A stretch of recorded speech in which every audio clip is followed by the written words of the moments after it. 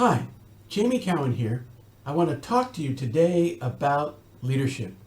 Now, I've been thinking about this subject a lot lately, and it led me to a book that was required reading for up-and-coming leaders in my former congregation.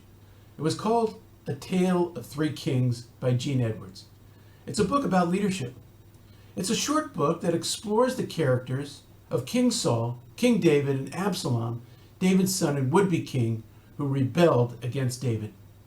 In the book's beginning, the author speaks of power. He says, outward power will always unveil the inner resources or the lack thereof. In other words, when someone gains power or authority, you see their real character. Jesus the Messiah had all authority on heaven and earth. Yet he said, I am the good shepherd. The good shepherd lays down his life for the sheep. A good leader empowers others.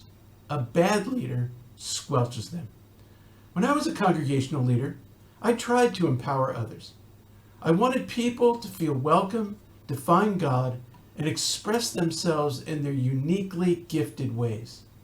A leader steers the ship, but every person keeps the ship going. It's also true for a nation. Just like the congregation was not my congregation, the nation does not belong to any one person. Rather, as Abraham Lincoln said during the Gettysburg Address, that this nation under God shall have a new birth of freedom, and that government of the people, by the people, for the people, shall not perish from the earth. Once a leader makes it all about him or herself, they become a cult leader. The greatest leaders are those who inspire during crises. Crises cry out for leadership. When we review American history, we see that the three greatest crises led to the three greatest presidents. In the first case, we had the Revolutionary War and the formation of the Republic, which threatened the even existence of the nation, but it was handled by the very capable George Washington.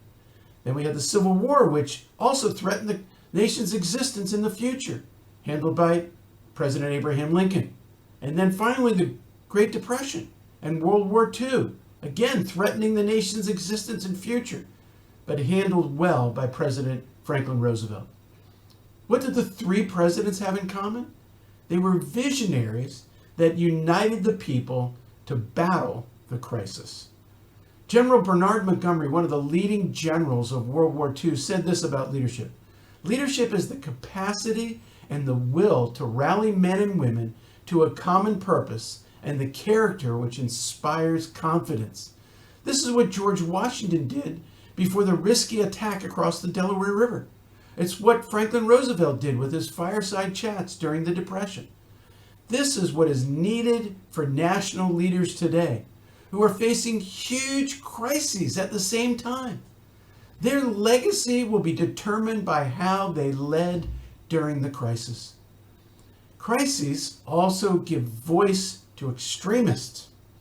We saw that with World War I, which led to the collapse of the Russian monarchy and the rise of communism. It also led to the formation of fascist parties and governments throughout Europe, including Benito Mussolini in Italy. And finally, the Great Depression in Germany led to the rise of Adolf Hitler. There were also extremists in the United States at this very same time. There was Father Coughlin. He raised up a huge following via radio. He was a rabid anti-Semite and supported the policies of Hitler. But fortunately, the U.S. had a president who reassured the public and took pains to address their problems.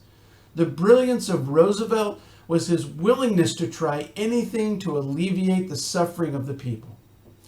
John Kenneth Galbraith, one of the 20th century's greatest economists, said, all of the great leaders have one characteristic in common.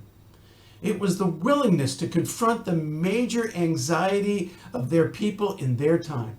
This and not much else is the essence of leadership. This is why Winston Churchill is considered one of the greatest leaders of all time. With a crushed army and a battered Britain, he refused to negotiate with Hitler, raised the spirits of the nation, and held back the Nazis by sea and air for 4 years until D-Day pushed the Nazis back. See, this is what is needed today. Leaders who can lead. leaders who can empathize, leaders who can inspire, leaders who have integrity. As President Harry Truman said, the buck stops here. See, one thing I tried to stress as a congregational leader is that if the congregation is floundering, it's not the congregation's fault. It's the leader's fault. No leader is perfect, but good leaders surround themselves with those who have the knowledge and abilities to supplement for their leaders' weaknesses. Good leaders don't look for yes men. They look for fresh ideas that meet the problems of the day. As the book of Proverbs says, there is safety in a multitude of counselors. And good leaders never shoot the messenger. Businessman Arnold Glassnow said, a good leader takes a little more than his share of the blame and a little less than his share of the credit. Where does that leave us? We are desperate for good leaders, for those who put the country first and themselves second. We need to stop being blindly devoted to narrow interest causes and rather support leaders who will attempt to unite the country and address the serious problems it faces. Wake up, America, before it's too late. Thank you, and see you next time.